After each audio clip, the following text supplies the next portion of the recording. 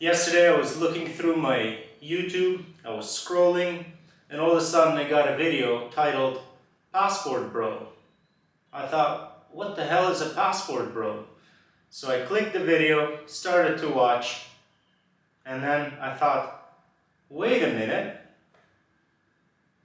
I'm from Canada, my girlfriend is Filipino, we're in Thailand, am I a passport bro?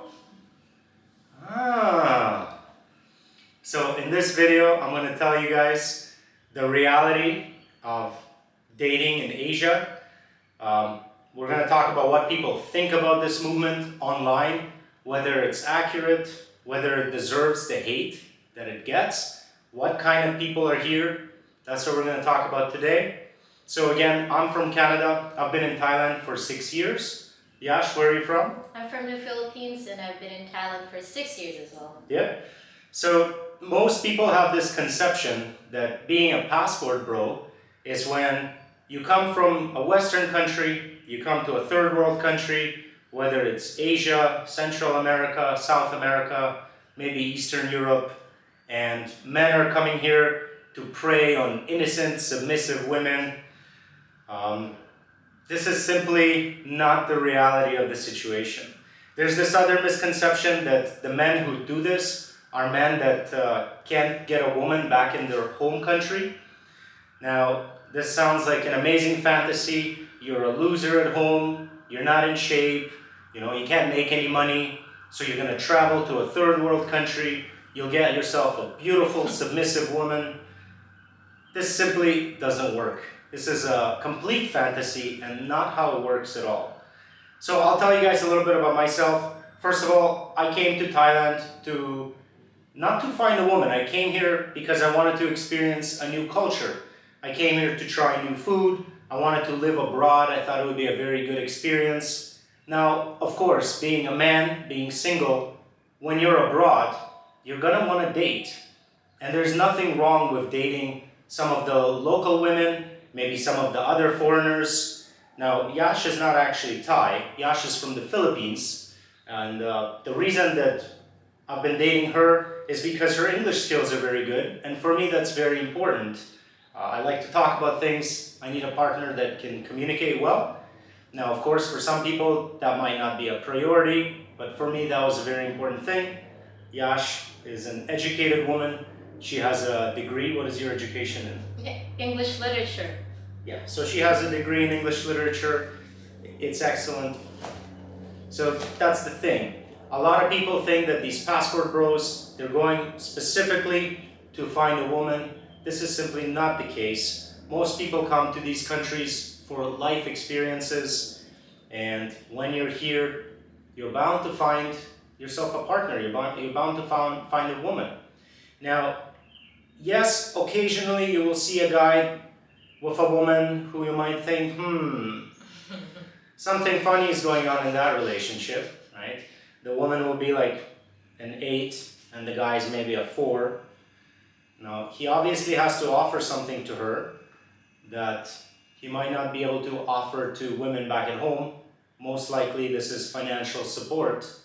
But I will be honest with you guys, this kind of relationship is not what you normally see. Most of the other expats here in Chiang Mai, Thailand, they're actually doing very well for themselves. A lot of them are in great shape. People who are expats usually take care of themselves. They exercise all the time. They look good. Usually they care about their diets. And remember, to live abroad, you need to have some kind of income coming in. You can't just go and work in McDonald's or anything like that. There aren't really many jobs here for foreigners. Yes, you could work as an English teacher at a school, but the pay is quite low. So most of the passport bros are actually dudes in their late 20s, 30s, 40s. Most of them have online businesses or they're semi-retired from professions that they have back home. Most of them are in very good shape. They're usually very handsome and they do date women that look great. And a lot of them look for women that have education. They look for women that are somewhat independent, but at the same time, they do care about having some of these traditional values. For me, the biggest thing, I love to eat meat. When I was dating women in Canada, sometimes I had to deal with the whole vegan thing. She's a vegan, she's a vegetarian. We can't eat together, we have to cook separate food. I'll tell you guys, most of the women in Asia eat meat. We love meat. Yeah. Like Yash, what do you like to eat? Oh, I like to eat pork mostly, but chicken, like, I just like to eat meat. You know? Yeah. So imagine you get a partner who cooks you chicken, cooks you pork, cooks you meat. And sometimes you cook too. I'd say in our relationship, the cooking is maybe 60-40. Yash probably cooks 60% of the time, I cook 40% of the time, because I actually enjoy cooking and I don't like to outsource it completely. Especially, I really like to cook steaks, so that's my specialty. Yeah. Yash is the pork expert, so she cooks pork. Yeah. Right? Also, she has her own money, she has her own job, so I'm not a sugar daddy in the relationship. Now, in some relationships, it does make sense, right? If your girlfriend can't find a remote job and she just has to work locally, the amount of money that she would make would be very little, and you may not want her to work that much. And because you are earning more, you can afford this luxury. You can afford to have a girlfriend that stays at home. And the advantages of this is that she can always operate on your schedule. You know, you want to go on a trip, she can do it. She doesn't have to take time off of work. So if you can afford to have your girlfriend not work, then why would you not want to? Of course, she shouldn't be just sitting around on her phone and doing nothing all day. She probably have some hobbies, maybe a hobby business, things like that. So the reality of this passport bro movement is that the guys who are here are not losers whatsoever.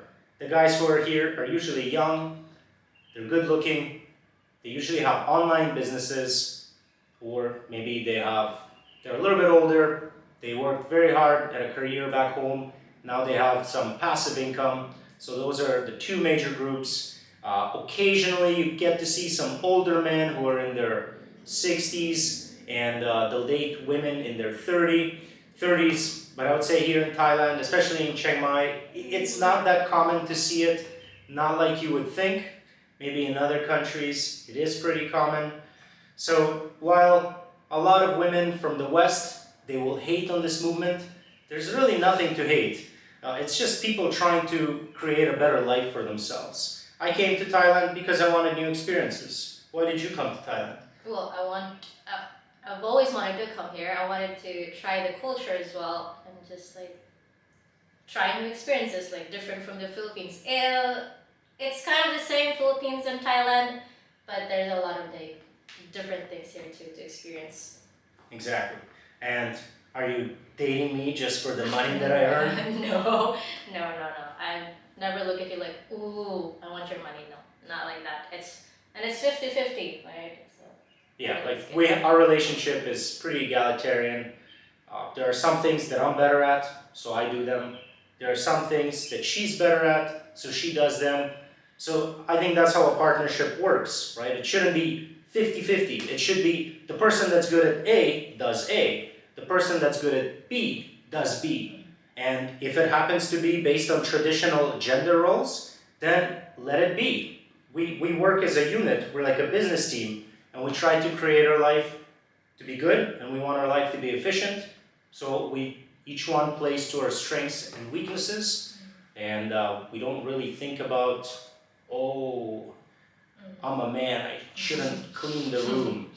I do it sometimes, but most of the time she does it, because she just does a better job than I do. When I clean the apartment, my heart is not in it, right? Yeah. When she cleans the apartment, when she prepares dinner, she just puts the love into it. It's just a much better job. And for me, I plan our trips, I take care of a lot of the bigger decision making, and it's just something that I enjoy, something that I'm better at, so we work together as a team. When we go on trips, you're like, where do you want to go? Just do it, just plan it. Yeah. I don't like planning, so.